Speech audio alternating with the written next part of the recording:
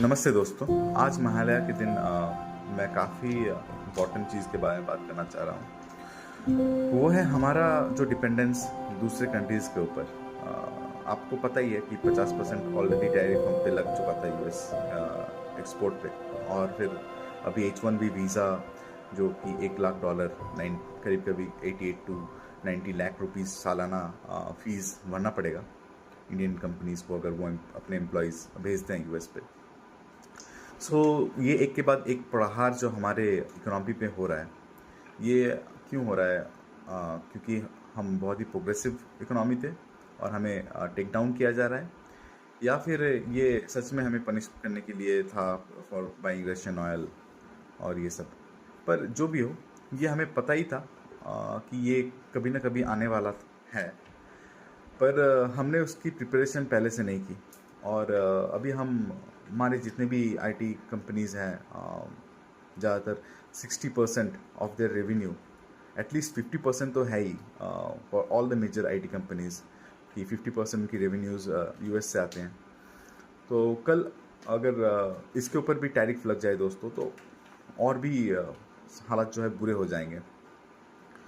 तो हमारा जो विज़न है, जो इजी मनी हम गैदर कर रहे थे by sir from the service sector, उसको हमने क्या सही से इस्तेमाल किया? जितने भी प्रॉफिट मेकिंग मशीनरी है, ये जितने भी आईटी कंपनीज हैं, इनके पास काफ़ी एक मतलब प्रॉफिट आ रहे थे। तो क्या हम ये प्रॉफिट सही रिसर्च डेवलपमेंट और प्रोडक्ट डेवलपमेंट में हमने लगाया? क्योंकि अगर आप देखो, चाइना के पास अपने एक इकोसिस्टम है, डिजिटल इकोसिस्टम। उनके पास अपना social media, WeChat, TikTok और भी प्लेटफॉर्म्स हैं, इवन क्लाउड भी।